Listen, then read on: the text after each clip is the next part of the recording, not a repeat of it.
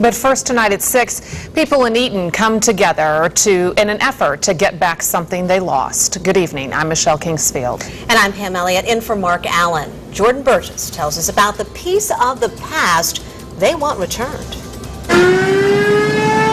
Memorial Day just wasn't the same in Eaton this year.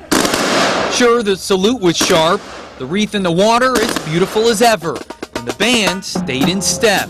But in that patriotic panorama, something was missing. It'd be about the same if somebody took your mother's tombstone off the grave. You would miss that. For more than 50 years, the armory here was guarded by a tank.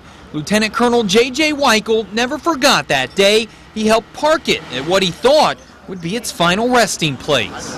I drove the damn tank down here from the storage building we had. For more than a month ago, the tank's turret and treads were tugged out of town by the Ohio National Guard. The armory in Eaton had already been closed. Now the tank was going with it. I think it was just not enough people knew that it was happening beforehand. You know, it kind of came out of nowhere.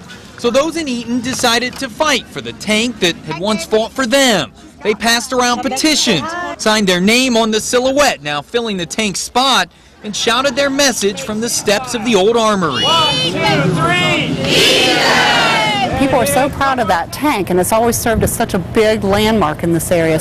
Everybody wants to help, even 7-year-old KAYLEE, who noticed the tank missing and donated this wooden one. She said she knew someone that needed a tank.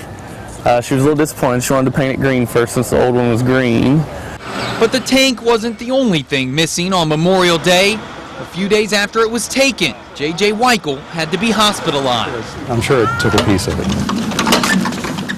2 weeks ago, Lieutenant Colonel WIKLE died. He's now buried here, his grave still covered with flowers, his memory still fresh. J.J. deserves a moment of silence. To him, this was something of a historical nature, and for the community and for the veterans that served here. So now a town is missing 2 of its monuments. On Memorial Day, when it's all about remembering, those in Eaton refuse to forget. So they fire salutes, and they weave wreaths, and they march on. That this is just such a huge piece of our heritage. We want to see it back. And the folks here plan on applying to get that tank back, if not here in this very same spot, at least somewhere in Eaton. Jordan Burgess, 2 News.